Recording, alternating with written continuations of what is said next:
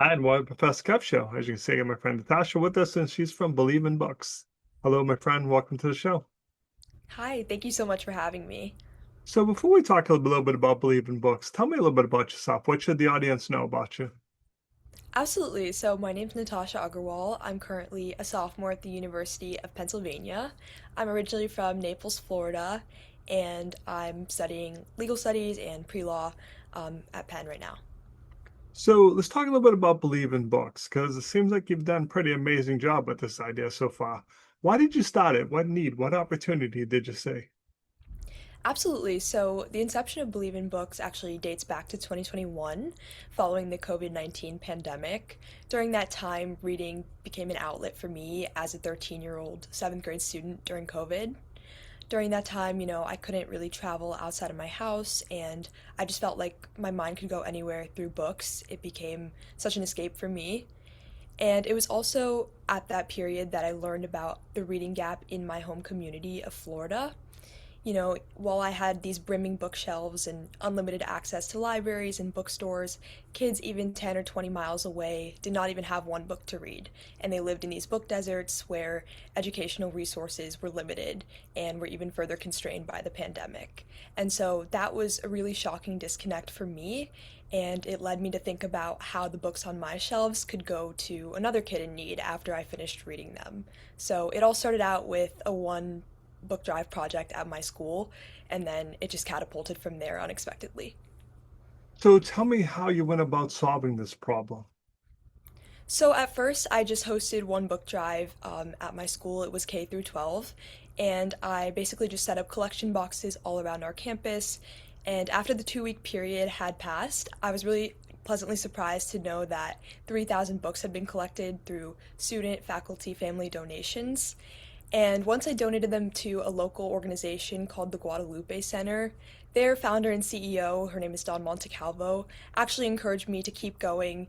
She said this organization has potential beyond just one book drive, and you should really make this a year round nonprofit initiative. And so that's what led me to take a one time book drive project and turn it into a 501(c)(3). I see how easy it was to collect those books because I think of my wife. My wife is a really big reader, and she buys books, she reads them, she puts them on the bookshelf. And then one day I'm like, babe, like you have like 100 books, like you're not going to read them again. Why are they there? Right? Let's Exactly. just And donate them. So someone else, I mean, they're once read, they're beautiful, brand new books. They'd be helpful to someone else. Exactly, and Right? that's what we find, being a youth literacy organization, we collect all books 0 to 18. So I often have moms and dads of elementary school kids saying, thank you so much. We were looking for a home for these books.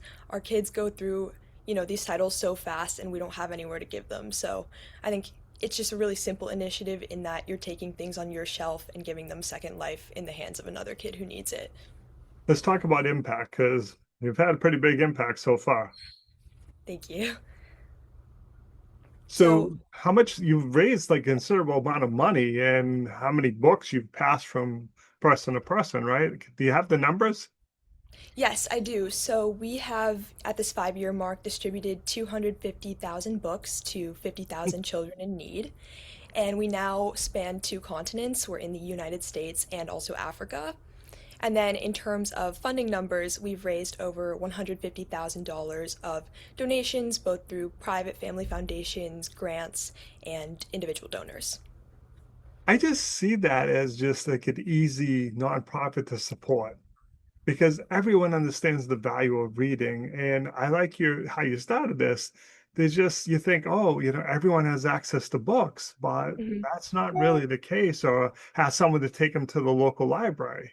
So being able to collect these books and pass them on, and especially if they're in my school, where I'm like, hey, you read that book too. I read that. Now we have something to talk about too and stuff. So seems like a great way to build a community, right? Absolutely. I think it builds community. And then, of course, there's the academic side too.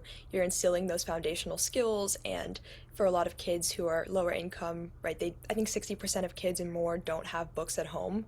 So I think in addition to fostering those home libraries and those skills, you're also creating a community of kids who can read together and who just has a longer love of learning throughout their lives. All right, so crystal ball time, my friend.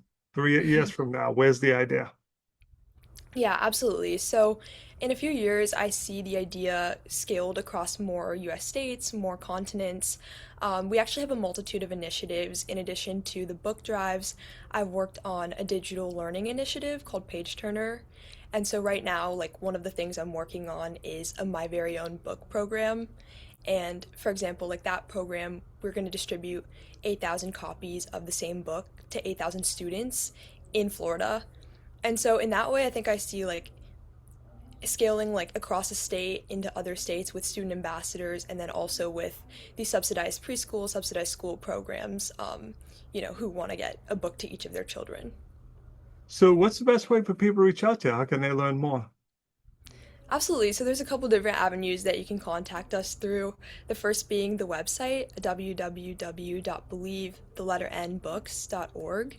And if you go to the contact page on the website, you'll see a phone number, an email, and then of course like our in-person headquarters in Florida if you're local. And so I'm always looking for people who want to be ambassadors, host book drives in their own communities. Of course, there's also like a monetary donation link for anyone involved. And then, if anyone has other ideas, right, if you want to lead outreach, social media, operations, we're always looking for dedicated volunteers who can take on those positions too. Awesome. I appreciate you taking a few minutes to call into the show. And as always, thanks for being my friend. Thank you so much.